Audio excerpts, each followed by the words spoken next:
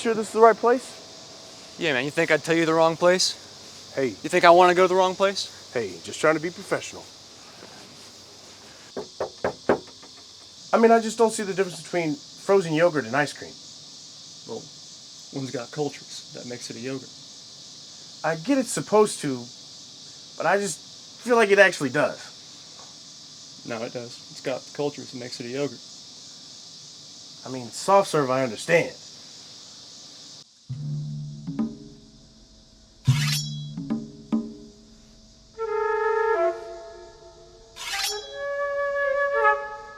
He ain't answering.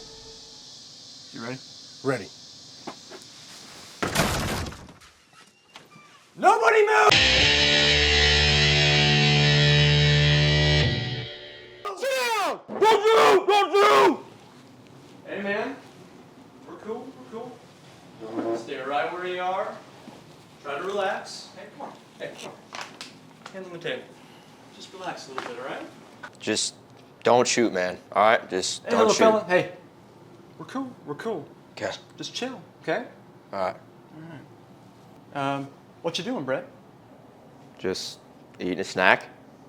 A snack? That's good. What kind of snack?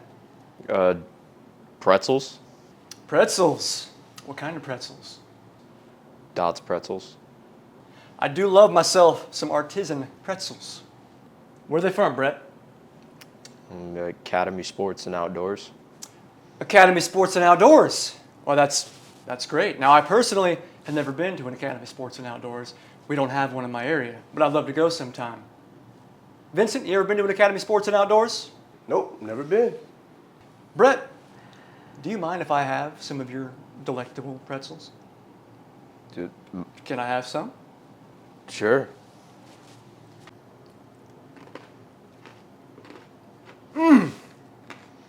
These are some tasty pretzels, Brett. Thank you. Now, Brett, I assume you know who we are. And so you probably know why we're here, don't you? You've got something of ours, don't you? Brett, do you know what caliber bullet this little handgun here shoots? No. 9mm. Do you know what they call 9mm in France? No. Vincent, what do they call a 9mm in France? 9mm parabellum. 9mm parabellum. Brett, do you know why they call it that? The metric system? The metric system, that's right, Brett. Look at the big brain on Brett. Hey, man, just come on. We don't need to. Brett, did I ask you to say a thing? What? I said, did I ask you to speak? What? What? What do you mean, what? What? Say what again? I dare you. I triple dog dare you. Get up, Brett. Kick rocks. Go, Brett. Brett, where is it?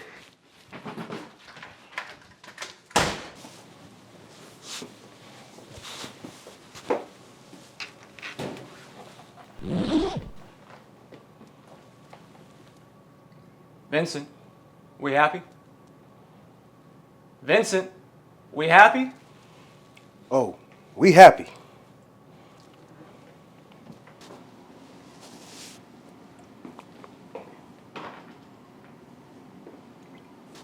Hey!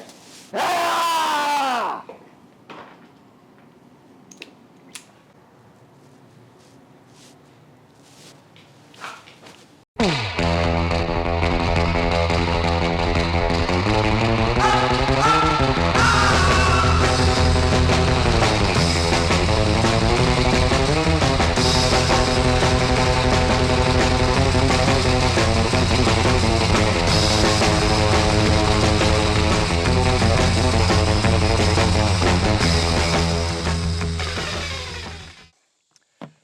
Welcome back. So today we are doing a little video on comparing the old school 2 World Wars God's Caliber 1911 and the newfangled 9mm Wonder Gun. So it'll be a fun one. Now the point of this video here is not to go and do a super in-depth review of any of these guns, all right? So kind of how this is gonna work is we are gonna run through some drills with these guns, back to back. That way we're kind of going from gun to gun, and we're going to try to kind of gather information on how they feel and what like the direct comparisons between the 3 different guns that we have here. Now, as a note, in the intro, I had one additional 1911, which was a Ruger. It was kind of the silver-plated, kind of fancy-looking gun. Due to scheduling issues and me not communicating with that gun's manager very well, it was not able to make it out to recording. So we've only got the one 1911 to shoot today, but seeing as they're pretty similar, minus just a little bit of barrel length, I'm not too worried about that. But as penance, I did bring out something really cool, and I'll get some close-ups of this here in a sec. This is a Colt 1911 that was manufactured in 1917, so it's about as OG as it gets. I'm not going to be shooting this today. I think at a future date I will, after I kind of inspect it and make sure it's good to go. This is my grandpa's gun, and it is pretty sweet. So the differences between these two 1911s, basically you've got really rudimentary sights on the old one. I'll get a close-up of those. There's not much to them. On the new one, you've got kind of more of a modern 3-dot sight that are just dovetailed in there. Also, the newer 1911 here has a trigger safety, an additional trigger safety internally, which is I think a Series 80 pattern of the 1911, and this one is the original. Like, there's no trigger block safety in this. Besides that, they're pretty similar. Just one's a lot older than the other. So what this gun is, my 1911 that we're going to be shooting, is the Remington R1. This is a 1911 that's no longer made anymore. You probably know, like, Remington kind of went out of business, and a lot of their assets got kind of spread throughout the gun industry, so they don't manufacture 1911s anymore. I actually think Ruger took some of the Remington assets as far as manufacturing 1911s goes. So just a little interesting fact there.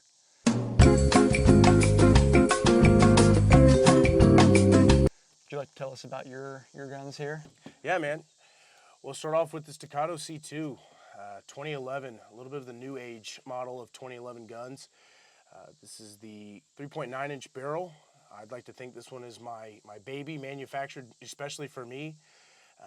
Bull barrel, outfitted with an RMR 3.25. This is my carry gun, outfitted with the 17-round mag. And then jumping into the competition world, I don't currently shoot competition just yet, but 2011 again, Staccato XL, the 2022 model, outfitted with an SRO, 20+1. I love this gun. It shoots flat, easy to manipulate, tracks really well. I love it. Sweet. Yeah, so we've got pretty wide gamut of like 1911 pattern handguns here, from like a really, really nice race gun to like your more duty carry gun to your really old school duty carry gun.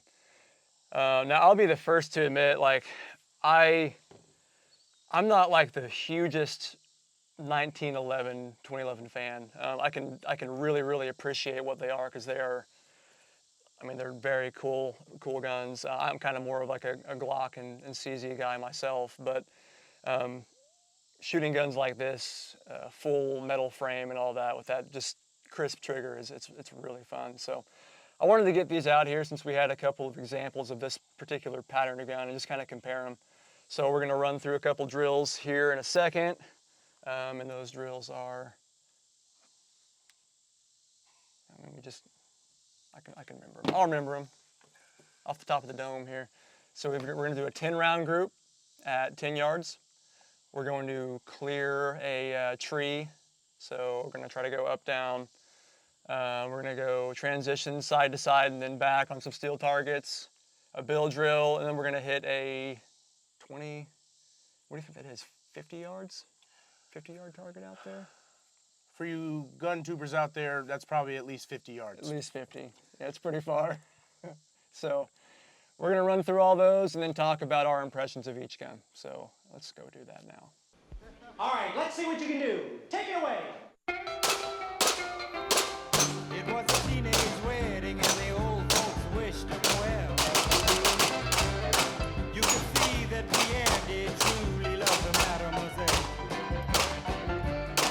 And now the young monsieur and madame have run the chapel hotel. C'est la vie, say the old folks, goes to show you never can tell. They furnished off an apartment with a two-room robot sale. The coolerator was crammed with TV dinners and ginger ale. But when Pierre found work, the little money coming worked out well. C'est la vie, say the old folks, go to show you never can tell. They had a hi-fi phone, oh boy, did they let it blast. 700 little records, all rock, rhythm, and jazz. But when the sun went down, the rapid tempo of the music fell. C'est la vie, say the old folks, it goes to show you never can tell. They bought a souped up jitney, was a cherry red 53. And drove it down to Orleans to celebrate their anniversary. It was there where Pierre was wedded to the lovely mademoiselle. C'est la vie, say the old folks, go to show you never can tell.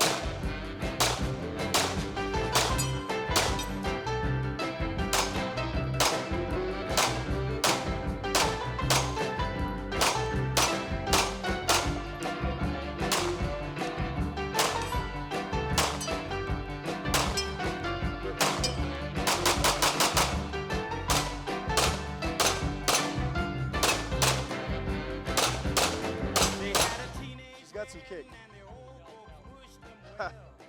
That thing eats you up, brother. That thing eats you up. Pierre did truly love the mademoiselle. Got him. Oh. Young monsieur and madame have run C'est la vie, say the old folks, it goes to show you never can tell. Oh my God. Oh my God. I gotta hit at least one. Okay, now that we've done that. Am I good to say gun tubers? Yeah, that's fine. Okay. Okay, so now that we are done doing those drills, first and foremost, I have kind of disappointed myself once again. I'm not as good as I think I am every time I come out here. I'll have days every now and then where I'm like, dude, I killed it out there. Today wasn't really one of those days. So I started off with the big boy race 2011 here by Staccato. First and foremost, this thing shoots flat. Like, it's definitely one of the flatter shooting guns I've ever shot. Now the recoil was interesting to me. It seems to me, and maybe you feel this too, but it almost feels like the whole thing cycles a little bit slower than like that one right there, or like a Glock or like my CZ. So it's a little bit slower cycling, but it's definitely a lot softer. And then the trigger is just, I mean, it's incredible. You know, it's super light, super crisp. It almost threw me off a little bit because I'm not used to shooting something this nice. So I got a little trigger happy, got a little whiskey throttle going in there on some of those, especially that me trying to clear the tree. But overall, really, really nice gun to shoot. And I like that SRO too, to be honest with you. Got a nice big sight picture. Definitely was a fan. So, do you want to talk about it real quick? Yeah, absolutely. I mean, it was definitely not my best day either. I don't claim to be a professional by any means, but I like the gun world quite a bit. Outfitted with the SRO, like Jake said, I mean, 2.5 pound trigger, it can sneak up on you if you're not ready for it. Outside of that, just shoots flat. Probably need to get a few more rounds on it to be considered, you know, anything decent of what you see on the channel, but I love it. Like you said, the cycle, it definitely moves back a little bit slower than what you would see in an XC or, you know, the C2 there, but it stays on pretty good. Sweet. All right, so that moves us on to this guy. This is the C2. C2. So I feel like, despite this not being the race gun, this is a little more similar to what I shoot most often. So I think I actually shot this one a little bit better. Now the grouping, I think I did the best on the Staccato XL. I had a really nice group, and I'll bring that over here in a second, and we can look at that. I should have brought that before we started filming, but you know. So best grouping on this one, second best on this one, and then the 1911. I didn't do a group. I just realized. I'll do that here in a sec. But so trigger was a little bit heavier, but it's a 1911, 2011 trigger. Like, it's still really good. Super short, super nice, super crisp. And then the recoil was a little bit stouter than the Staccato XL, but definitely still really manageable. Kind of more on par with the CZs that I shoot a lot. And it was faster cycling. So I kind of like the faster cycling a little bit. I definitely felt like, in my opinion, no matter what, like it's going to push through and strip another round for my next shot. So I like this one quite a bit. Yeah, absolutely. So the Staccato C2, I mentioned that this one was made for me. I believe that. It fits the hand really well. This is on par with your Glock 19, I believe. Outfitted with an RMR, so a little bit smaller of a window, but still visible. I lose it from time to time just when I'm trying to go fast, but other than that, you mentioned it earlier, it's a little bit heavier of a trigger, 4.5, I believe.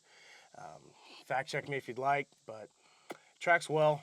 It's quick and doesn't get away from you as much as the XL does, but this is one that I plan to have forever. I mean, this is my baby. It wasn't my first Staccato, but definitely the one that in the cabinet that gets shot the most.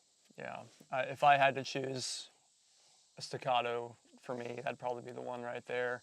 It does compare really nicely to a Glock 19. I kind of felt the same way on that. Okay, so then that brings us to the 1911. Your 45 caliber, 7-round, standard capacity, full framed, 1911. Do you know why they chambered this in 45? I've heard mentions of God, but tell me more. Well, they don't make a 46. That's why. No. I've heard people say that, though. So, Terrace and I, or can I use your name? You want me to use your name? It's up to Do you you. care? Oh, it's up to you. I'm going to use your actual name? I said Jake. Oh, you did say Jake, didn't you? Jake. Okay. I need to go back. No, you're good. People are going to find out who I am eventually. It's not like a secret. So, Terrace and I might actually differ on this a little bit. I prefer the ergonomics of this one better.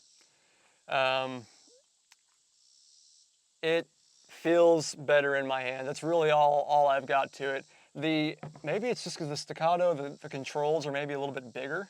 And so when I pull it up there, I kind of feel like they're a little bit more in my thumb, but it could also just be I'm just more used to shooting this. You know, until today, I've never really shot any Staccatos or 2011s at all, for that matter. So that's really the only place that I think this pulls ahead in my mind. The trigger's good on this Remington R1. It's I think maybe a little bit mushier than that Staccato, but as far as the weight of the trigger pull, I think it's probably about the same. I think it's maybe a 5-ish pound. I really can't tell you for sure. That's just me guessing. The 45 caliber, it hits harder for sure. We were definitely knocking those little steel plates off of the tree. At least the top one, every single time it'd fly off and go somewhere else. But keeping it controlled is a little bit harder. Now, it's not crazy. Like, you can definitely keep the 45 shooting pretty flat, and your follow-up shots can be pretty quick. But it's definitely a big jump going from the 9mm Staccato to the 45 caliber 1911. And then the sights. You know, they're iron sights. they get the job done up close. There's a little bit more that you got to be thinking about getting them lined up. It's not just putting a dot on target.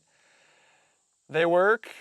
They're not as precise, and especially those long shots. I don't think I actually am pretty sure I never actually hit the 50-yard target.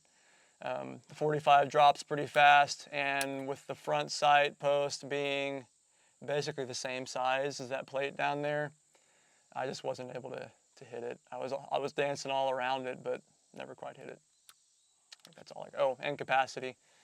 It's 7 rounds, so I mean I could just barely clear that tree up and down, and I think I missed one, and then I'm done from there because I wasn't reloading on them. I was just trying to go off of one mag. So, what do you think? Man, it's funny enough, this is my first time shooting a 1911. I jumped straight into the 2011 world, and then a 45 ACP. This one was a brute, much more on the recoil. We were just shooting 9mm 115 grain on the staccatos, and then to jump up to the 45. Definitely had some kick. Took me a minute to kind of dial it in and let it settle down, but outside of that, trigger felt almost the same to me. Just maybe a slightly longer, but not much. You're talking millimeters at best. Outside of that, though, iron sights. I outfit all my guns with red dots. It's what I like to shoot. I shoot better with that. I know it's easier to some, harder to most, but outside of that, though, everything felt really, really nice in hand with this. The ergonomics of it. I prefer the staccato a little bit more, just with the angles. I have to manipulate the gun on both of these to actuate the slide or anything else on it. But great shooting firearm here. One thing, the distance shot got me off guard a little bit. I don't think I hit it either. I think I might have nicked a rock and it jumped up and hit it. So I'll take it though. Still really enjoyed this though. Great day of shooting. Yeah. Okay, now let's do this. This will be fun. This is the industry standard test, actually, to see how smooth it cycles. You bring it up to your mic, and you just do that, and you can see that's pretty smooth. And then we'll get this one over here. That's a little smoother. That's nice. Got an ASMR for you viewers out there. That's what the people are into. We got to give the people what they want. And then, well, they basically eliminated friction. The laws of physics don't apply with this one. This is, it's pretty wild.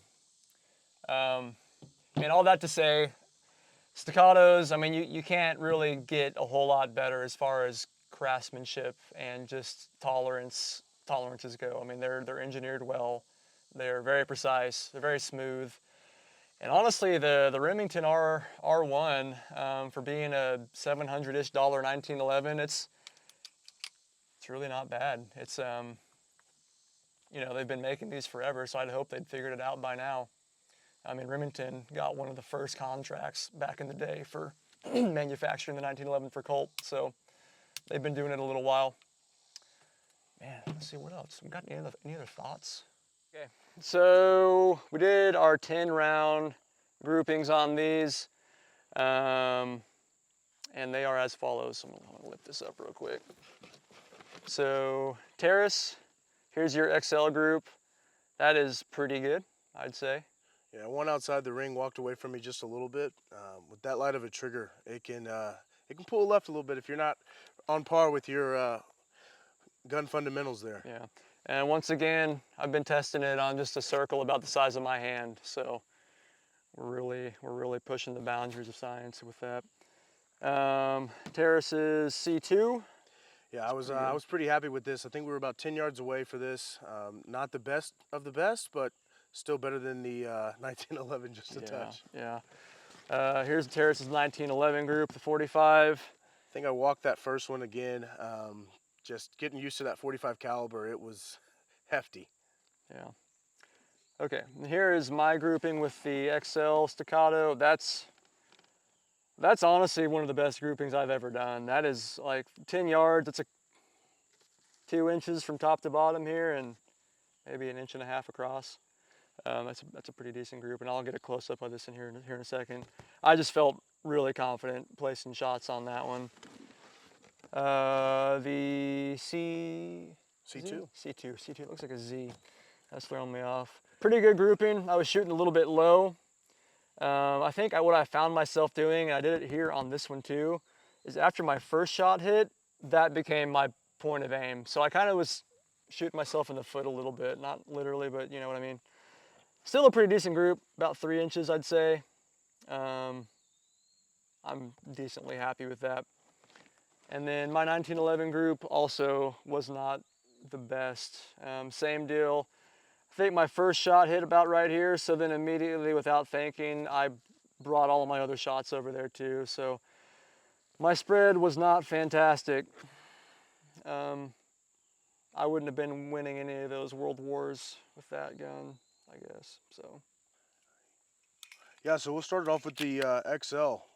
Not gonna go through what was in the box, but we shot a 17 rounder today and a 20 rounder, so 17 plus 1, 20 plus 1 for a pretty good amount of capacity for a standard handgun, in my opinion. The C2, a little bit softer with 16 plus 1. I've outfitted this with the 17 plus 1. Like I said, this is my self-defense carry gun, so that one extra capacity, hope you don't have to use it, but if you ever had to, you have it. The beauty about the C2, it actually takes the 20 round mags. The CS and the C have just come out. You know, those are proprietary mags that only hold the 16 plus 1. So I'm going to stick it out with my C2. If you got that C, good on you. yeah. So that's where pretty much every modern handgun starts to pull away from the old school 1911. Standard capacity on one of these is 7 rounds, plus 1 if you want to do that, if you're into that kind of thing. And then I've got a Wilson Combat 8 rounder, which I mean, it's one more. It's really not anything mind blowing. And then I think you can get plenty of extended magazines, but they come out the bottom like that much for 15 rounds, so it's pretty ridiculous.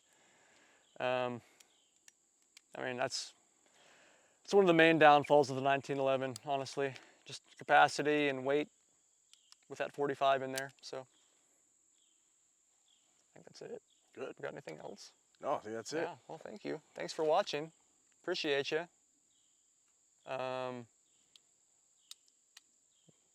Stay in school. Don't do drugs. Don't stay in school. I don't know. Let's go with me. Yeah. All right.